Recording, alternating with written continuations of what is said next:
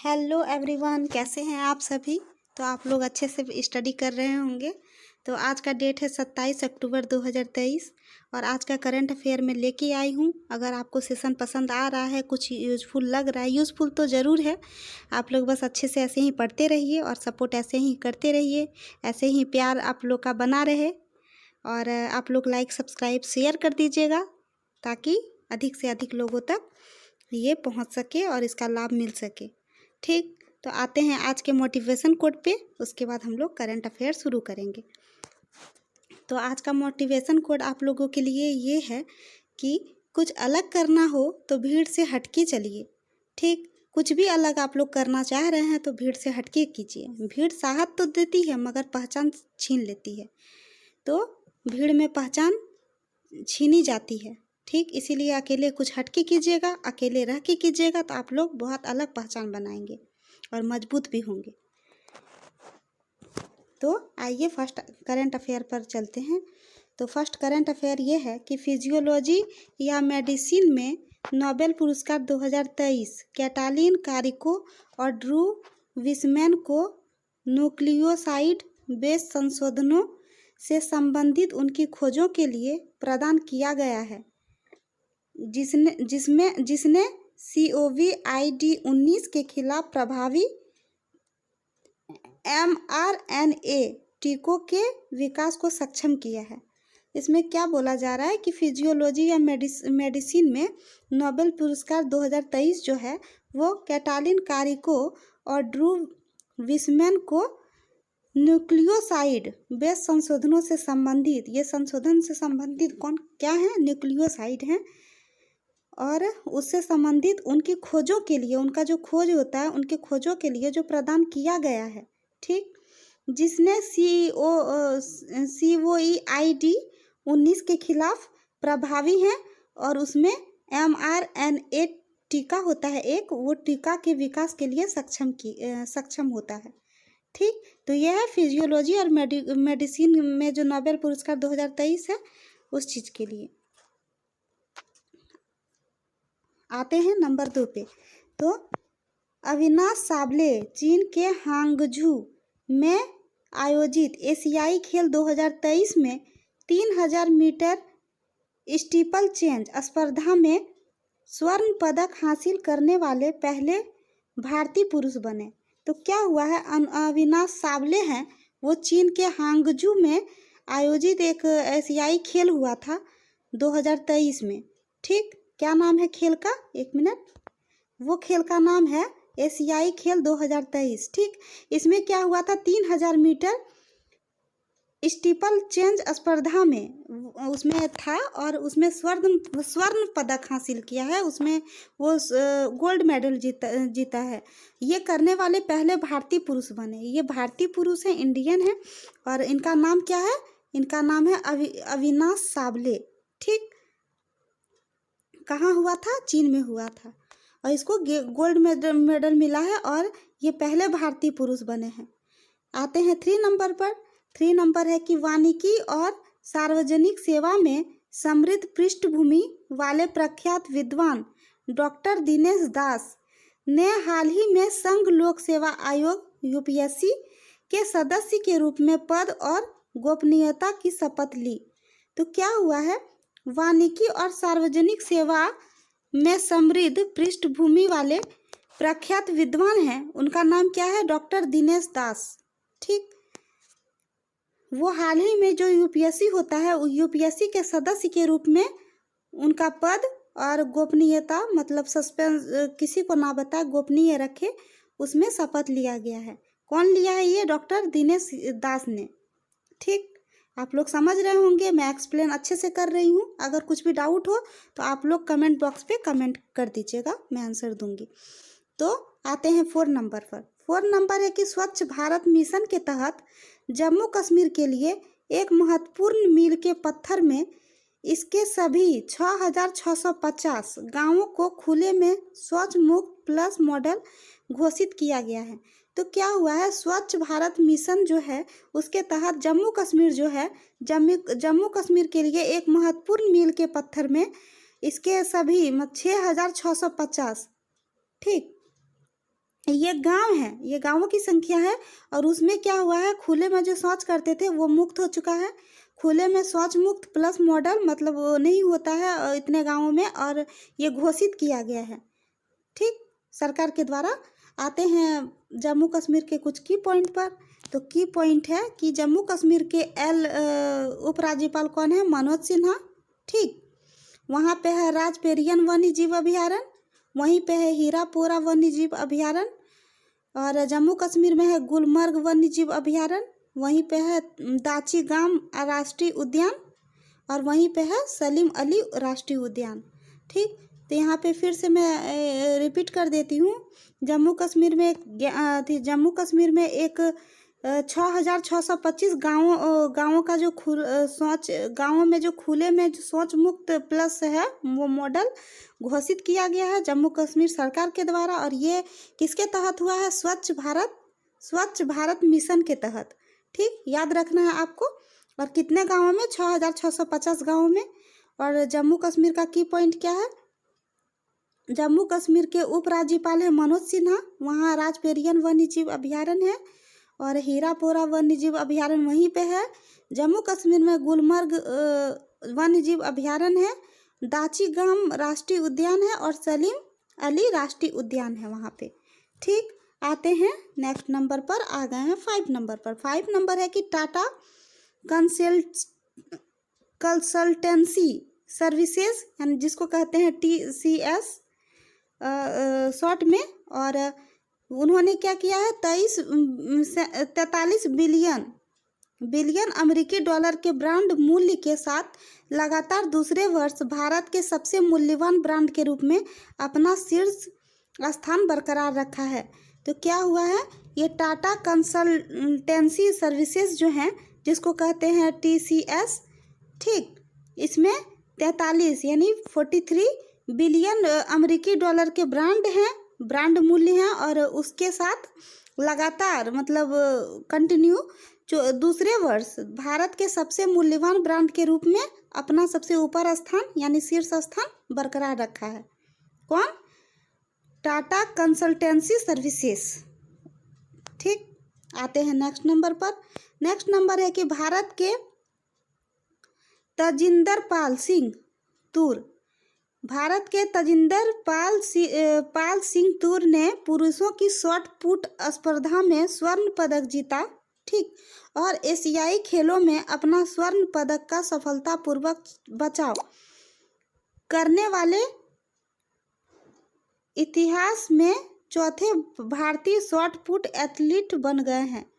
तो क्या हुआ है, भारत के तजिंदर पाल सिंह तूर हैं, वो पुरुषों की शॉट पुट स्पर्धा में गोल्ड मेडल जीते, और एशियाई खेलों में जो अपना जो गोल्ड मेडल था, स्वर्ण पदक था, उसका सफलतापूर्वक बचाव करने के लिए इतिहास में चौथे नंबर पर, ये मतलब तीसरा हो चुका, ये चौथे नंबर पर है। तजिंदर पाल सिंह तूर चौथे नंबर पर हैं, और ये भारतीय शॉट पुट एथलीट बन गए हैं, ठीक। तो ये याद रखिएगा, ये खेल से रिलेटेड है। और 7 नंबर पर आते हैं, लेफ्टिनेंट जनरल रघु श्रीनिवासन ने 28वें महानिदेशक सीमा सड़क, जिसको कहते हैं DGBR, ठीक, के रूप में पदभार संभाला है। कौन संभाला है, लेफ्टिनेंट जनरल रघु श्रीनिवासन ने। 28वें मतलब 27वां, 28 है तो मतलब इससे पहले 27 हो चुका था, तो 28 जो है वो महानिदेशक सीमा सड़क, जिसको कहते हैं DGBR के रूप में पदभार संभाला है उन्होंने। और क्या किया है, उन्होंने लेफ्टिनेंट जनरल राजीव चौधरी की सेवानिवृत्ति के बाद कार्यभार संभाला। मतलब इससे पहले राजीव चौधरी थे, और उसके बाद लेफ्टिनेंट जनरल रघु निवासन ये संभाल रहे हैं, ठीक। नेक्स्ट नंबर पर आते हैं। नेक्स्ट नंबर है, दुनिया की सबसे ऊंची मोटर योगी सड़क 19,024 फीट उमलिंग लाने, ठीक, वाइब्रेंट लद्दाख फेस्टिवल के तहत दुनिया के सबसे ऊंचे अंतर्राष्ट्रीय फैशन रनवे की सफलतापूर्वक मेजबानी करके एक और विश्व रिकॉर्ड बनाया, जिसमें 14 देशों को अंतर्राष्ट्रीय मॉडलों ने भाग लिया। ठीक, तो ये क्या हुआ है, दुनिया का सबसे ऊंचा जो मोटर योग्य सड़क है वो क्या है, 19,024 फीट। ठीक, उबलिंग लॉ ने, ये नाम है। और इन्होंने क्या किया, उबलिंग लॉ, इन्होंने क्या किया कि वाइब्रेट लद्दाख फेस्टिवल के तहत दुनिया के सबसे ऊंचे अंतर्राष्ट्रीय फैशन रनवे की सफलतापूर्वक मेजबानी करके एक विश्व रिकॉर्ड बनाया है। ये विश्व रिकॉर्ड बनाया है इन्होंने, और ये 14 देशों में शामिल है, और 14 देशों में अंतर्राष्ट्रीय मॉडलों ने भाग लिया। मतलब 14 देश अंतर्राष्ट्रीय मॉडल, मतलब इंटरनेशनल मॉडल जो होते हैं, उन्होंने भाग लिया था इसमें। ठीक, तो इसमें से ये उबलिंग लॉ है, यही जीते हैं। ठीक, आते हैं नेक्स्ट नंबर पर, आते हैं 19 नंबर पर। 19 नहीं 9। दिल्ली के मुख्यमंत्री अरविंद केजरीवाल ने सर्दियों के दौरान राष्ट्रीय राजधानी में वायु प्रदूषण से निपटने के लिए 15 सूत्री शीतकालीन कार्य योजना की घोषणा की। तो क्या हुआ है, दिल्ली सरकार केजरीवाल है, अरविंद केजरीवाल, उन्होंने क्या किया है, सर्दियों के दौरान जो है राष्ट्रीय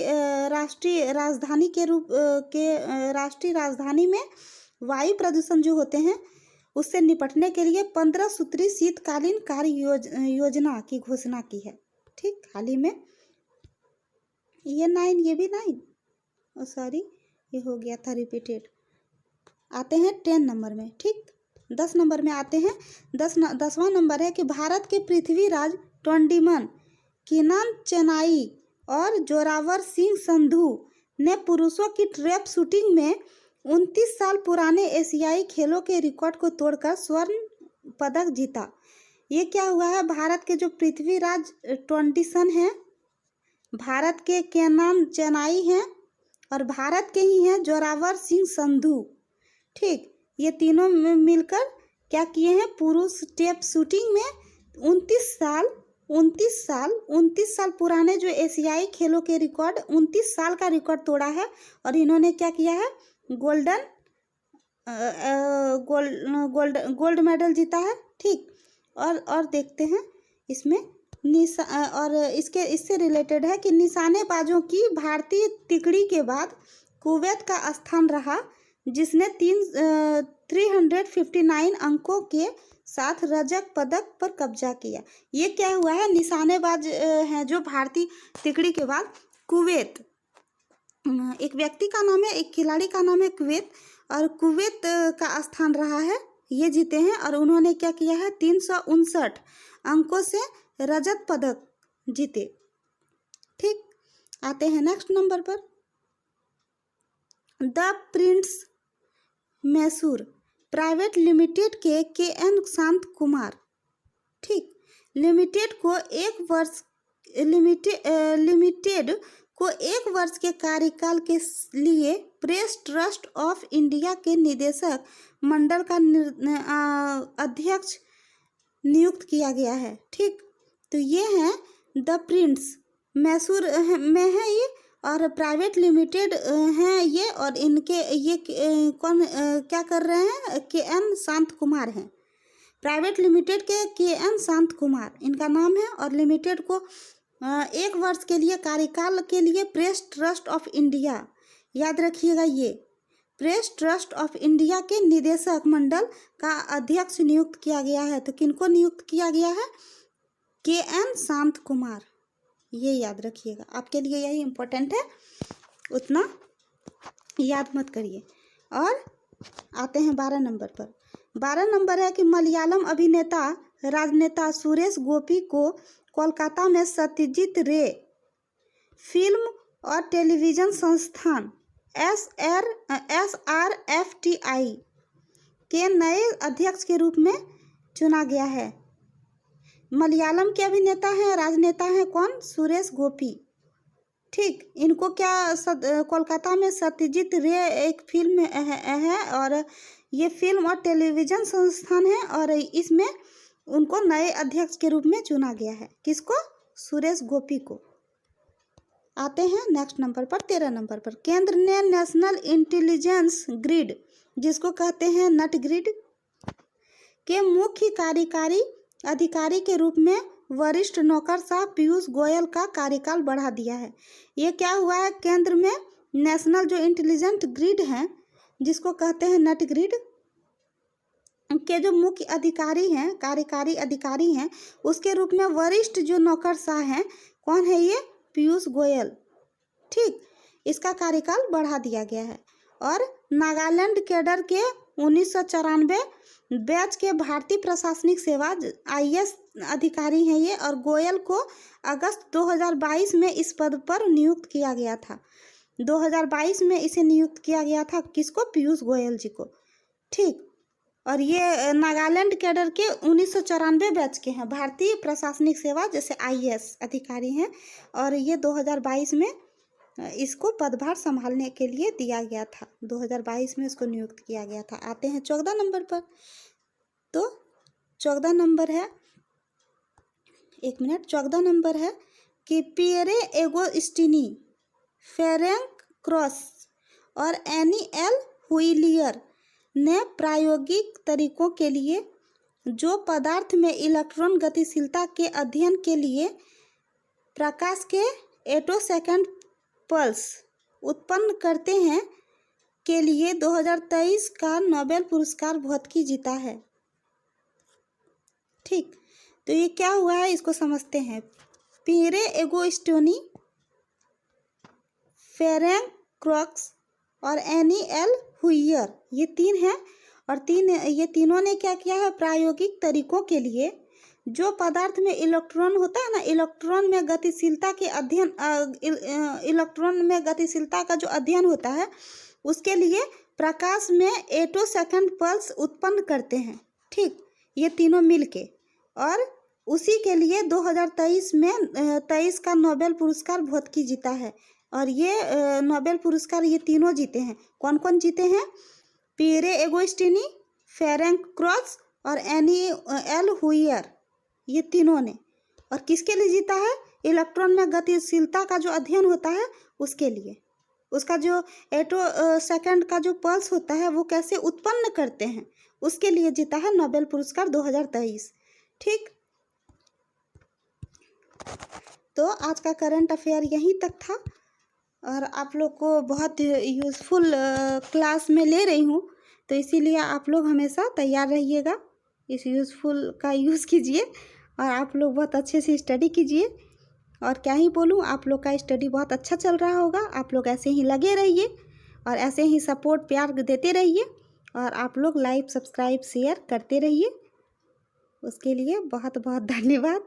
और आप ही लोग के लिए है सब कुछ।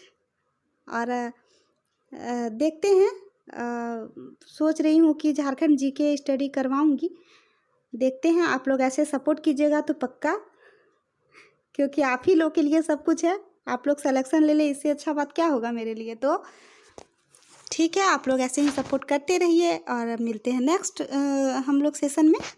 Thank you.